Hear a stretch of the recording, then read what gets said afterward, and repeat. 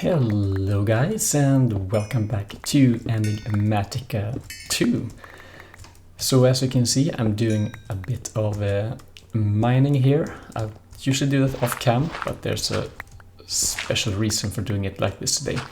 And as you might have noticed, there is no speedy part this time because for some reason that recorded part, the recording was ruined by stuttering, so instead we'll do it like this today and then we'll see for the next episode. Perhaps you like this better. So I'll recap what I have done, basically what I recorded, and show you what's going on right now, and then so perhaps a bit longer or shorter episode, we'll see. First of all, I want to address something that quite a few people have commented. So the ore excavation, you can find this in, you can find it under controls. It's kind of tricky to find, but it was ore excavation. So excavate this hotkey. Make sure you know what it is, because it might be something that is hard to find. Simply hold it and mine what you want, and it will mine the entire vein for you. It's extremely convenient. It works actually quite early. I think it works with wooden and stone tools as well. It works on trees, ores and everything. In the beginning I didn't use it because I didn't think it was in the pack. I didn't see it basically. And second of all, I'm not sure if I like it because it's quite powerful, perhaps too powerful. So right now I'm using it like a secondary tool. So first I mine the big area, and then I go on the smaller ones, and I use this ore excavation just to speed things up. But I still dug out quite a bit, so I think it's quite fair at least. And right now I'm in serious need of iron and a nickel, so I will do lots of mining between episodes. Okay, I think that's good enough for now, but think about what you're doing with the excavation key, because here I was about to mine one ore and I misaimed, so by accident I hit a stone block, and instead of just 3 or 4 blocks, this entire area was cleared out. So make sure you know what you're aiming at, because there might be bad results otherwise. I actually did it on my farm over there. I had like, I think it was one entire wall, like from there to there. I had to remove. So I wanted to try it just to see how far we can go, and it cleared off the entire row and then half of the long side as well. So it's perhaps too powerful. At least I think so. Anyway, so in here I haven't changed anything, except that I dug out the small basement, just moving the water down here. I had it up there before in the hallway, and I put down an aqueous accumulator just to feed some water to our compression dynamo.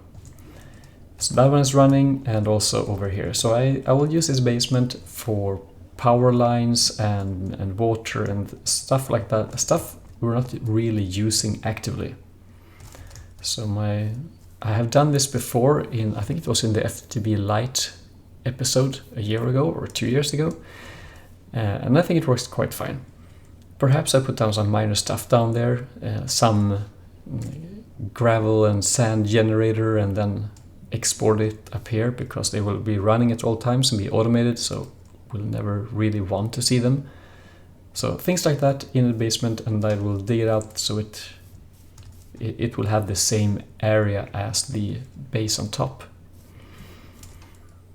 So getting back to this power setup that we set up last episode, It's a bit simpler now, only fluid transposer and the dynamo and water, of course, since my first try was a mistake or a failure, I would say.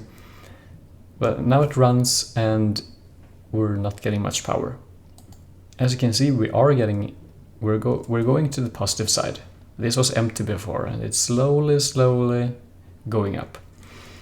But I built a few machines and I will demonstrate now how quickly this will deplete, and that this is not a good power source when you have lots of machines running, but it can be a good power source if you only have a very few things running, perhaps an automated farm for some crops, and then just one or two machines consuming just a little RF. But in the long run, this is not what we're useful at all. So it will be removed, but I need a new power source first.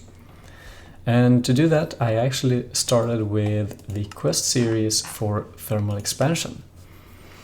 Now, I just want to mention that when you play Enigmatica and you start with a new mod, for example, thermal expansion, the first step is most often to get the basic tools. Let's see if we have this in some other, like the RF tools, for example. So when I started thermal expansion stuff, I crafted myself the crescent hammer and I had it before starting. If you go into RF tools, for example, there is no need to craft the wrench or the manual or anything, because you start this section just by saying, I've done this, and you get all this as a reward. So that's the thing with thermal expansion. Just by doing this, you check the box and you click claim, you get the crescent hammer, multimeter and a red print. So I mean, it's not expensive to craft, but it can double check this before you start a new section or a new mod. So in here, some of them were already crafted, like the energy cell and some stuff, but I went ahead and crafted a few others. We'll open the loot boxes in a minute or so. So, let me sleep.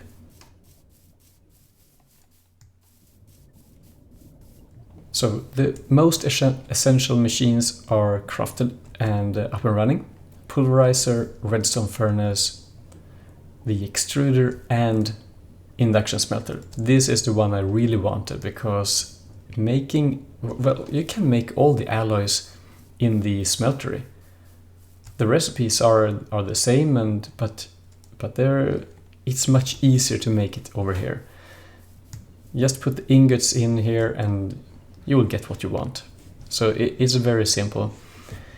So let me just throw a few in here. I have the pulverizer set up so it automatically outputs to the side. So if I just do iron, we'll get them in here and we'll get the ingots up here. And the big bonus with pulverizing is that you have this secondary output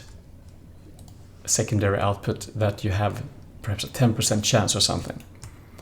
So iron ore in here will give you, as a secondary, nickel, a 10% chance. So I mean, it's always something, and nickel is hard to come by, so this is one reason for having this. And now when we have some nickel, if we have some nickel, we don't. Well, now we have nickel. So just throwing them in the induction smelter to get invar like this is much more convenient compared to using the smeltery. So right now we're actually at the state where we can just dump ores into here. Perhaps not osmium.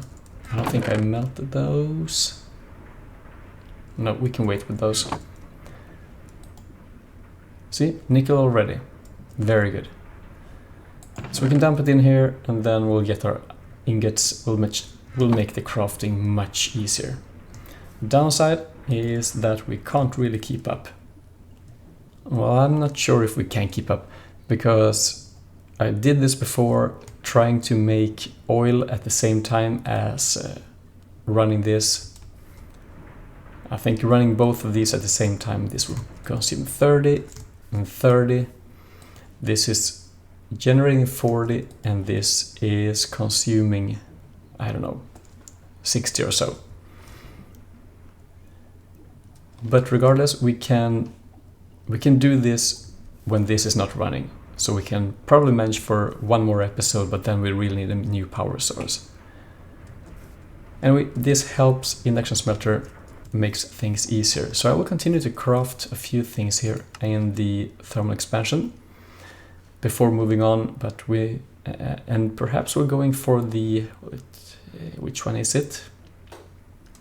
Yeah, this one, the Herbolier extractor, and combine it with, where did it go? Fractionating still to make some fuel from that. It's a decent power source, and if you have enough trees, it can actually give you enough to run perhaps an A2 system, because I think with all the stuff we have so many different things. I really want to get started with applied logistics so we can have some better storage up and running, because this is getting annoying. So before we end for today, let's open a few loot boxes and see what we get. All right, let's make some room and we'll see.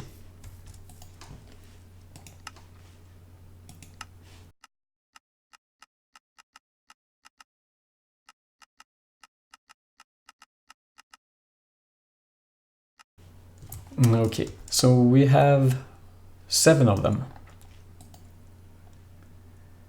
Sleep charm. I actually do not know what that is. Scanner. Interesting. Haven't seen that one. Greenhouse glass. I think we can build. Actually, I never built a greenhouse. Perhaps this is a good opportunity to do that. Another charm. All right. Stained glass. That's not very fun. More food. And an architect's saw bench. What do you do with that?